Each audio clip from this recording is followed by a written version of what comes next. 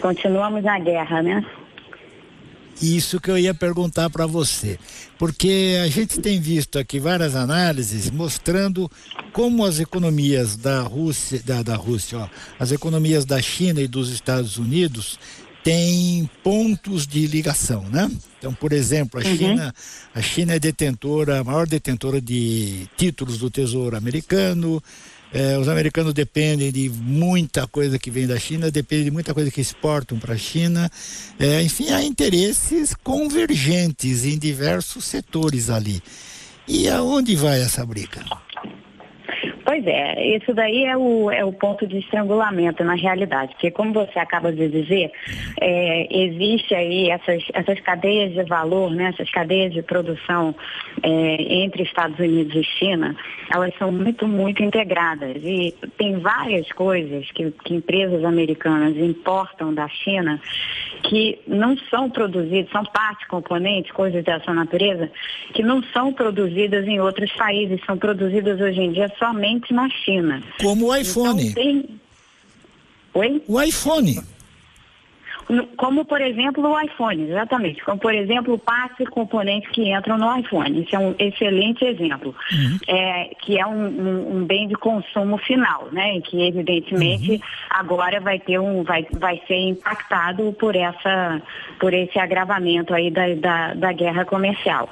Há outras coisas também. Então, se a gente pensa, por exemplo, em todos os setores, na verdade, desde o setor automotivo até o setor de máquinas, equipamentos, enfim, qualquer coisa que você pense, seja em termos de produtos finais, né, ao consumidor, seja em termos de máquinas, equipamentos e bens de capital em geral, muitas coisas que são produzidas aqui são produzidas com partes e componentes chineses.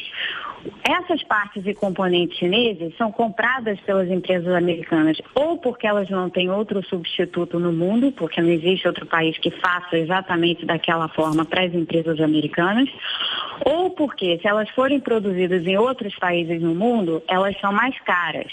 Na China é mais barato, sem as tarifas, né? Então, isso tudo significa que, ao impor as tarifas e ao aumentar as tarifas agora e ao abranger, inclusive, o leque aí de produtos e tal, sobre os quais as tarifas vão incidir, o governo Trump está prejudicando várias áreas da economia americana mesmo. Não só as empresas, como eu acabei de dizer, que são as importadoras desses bens, produtos, insumos, partes, componentes, enfim, tudo isso que a gente acabou de citar, mas o consumidor, porque uma coisa é uma empresa que é atingida por uma tarifa de 10%, que atua num setor relativamente rentável e que consegue absorver o impacto desse aumento de tarifa nas suas margens de lucro, não precisando assim repassar o aumento de preço para o consumidor. Outra coisa é você ver essas tarifas serem agora mais espalhadas pela economia toda e sendo aumentadas de 10% para 25%, que é um aumento bastante salgado. Isso significa que mesmo aquelas empresas que podiam antes absorver o impacto das tarifas nas suas margens de lucro, elas não vão mais poder fazer isso. Então, inevitavelmente vai ter um repasse para o consumidor, o que significa que os preços de tudo, os preços todos vão aumentar. Então, desde iPhones até brinquedos, até, enfim, produtos mais sofisticados, todos os preços vão subir em função dessas tarifas. Então, na verdade, de novo, como a gente já discutiu aqui várias vezes falando sobre essa guerra comercial entre Estados Unidos e China, é um tiro no pé. Não tem outra forma de descrever. É uma insensatez. É uma completa insensatez. E o discurso aqui, o discurso do Trump, principalmente, que ele está tentando emplacar, é que tem várias coisas que ele está tentando emplacar. Uma delas é que isso vai prejudicar mais a China do que os Estados Unidos. Não é claro isso, porque embora seja verdade que os Estados Unidos compram mais produtos da China do que a China compra dos Estados Unidos, e, portanto a China tem menor capacidade de retaliação, por assim dizer, ao menos retaliação direta, Também é verdade que a China tem muito mais recursos para manter a economia funcionando razoavelmente, porque não se trata de uma democracia, se trata de um governo autoritário que tem controle sobre empresas estatais e sobre bancos estatais, então tem como conceder crédito para a economia caso, né, exista aí algum impacto negativo, que inevitavelmente vai acontecer, dessa alta de tarifas. Mas tem uma coisa adicional que muita gente esquece, Sardenberg, que é o seguinte: tem um monte de empresas americanas que atuam na China e que exportam os seus produtos de volta para os Estados Unidos. Só que como elas estão na China, como a residência delas é na China, apesar de elas serem empresas americanas, elas vão ser tratadas nessas tarifas, nessa imposição adicional de tarifas, como empresas chinesas. Então, o que elas vendem de volta para os Estados Unidos vai ser tarifado. Então, assim, vai ter um impacto nas empresas americanas que atuam na China que não está sendo considerado pelo Trump, que está sendo absolutamente ignorado, inclusive pela imprensa. Tem muita gente que passa por cima, assim, aqui, né, da imprensa aqui nos Estados Unidos. Tem muita gente que passa por cima disso como se, assim, isso não existisse. E existe. Então, tem esse segundo elemento.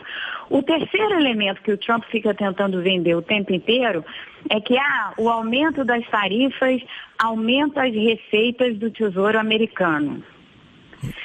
Essa afirmação é dúbia, para dizer o mínimo, né? Porque, assim, na maneira como a tarifa funciona, quando você impõe uma tarifa, o importador aqui, ele tem que recolher a tarifa, e sim, ele tem que recolher a tarifa em nome do Tesouro americano. Só que se, em última análise, isso daí acabar afetando as operações dessa empresa, se, por exemplo, essa empresa passar a vender menos, porque ela agora tem custos mais altos devido à tarifa, isso significa que ela tem menos capacidade de pagar impostos no futuro, porque ela vai gerar menos receita.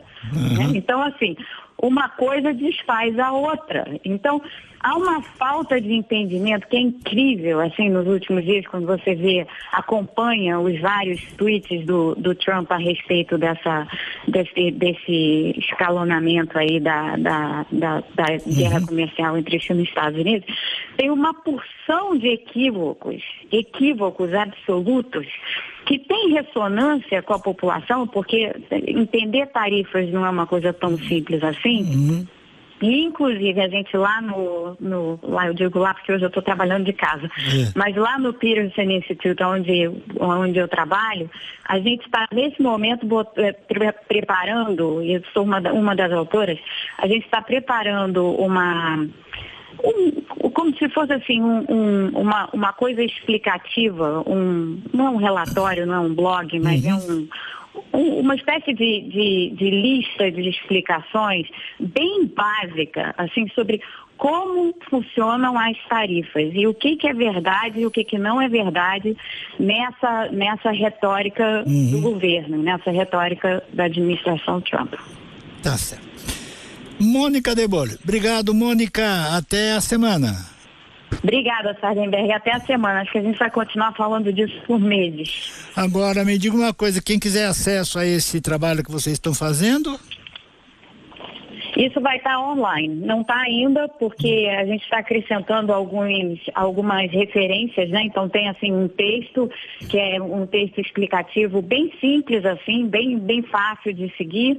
E a gente está colocando diversos links para estudos que a gente fez e estudos que outros fizeram, que estão sendo citados e tal. Então, para quem quiser se aprofundar sobre o tema, a gente está fazendo também uma lista desses links para que as pessoas possam ter acesso a essas informações vistas de uma forma um pouco mais sofisticada também.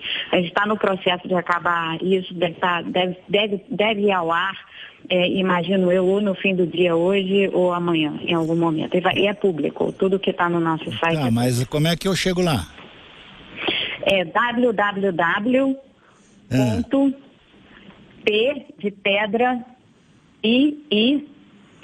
porque como eu sou carioca eu falo e não .com.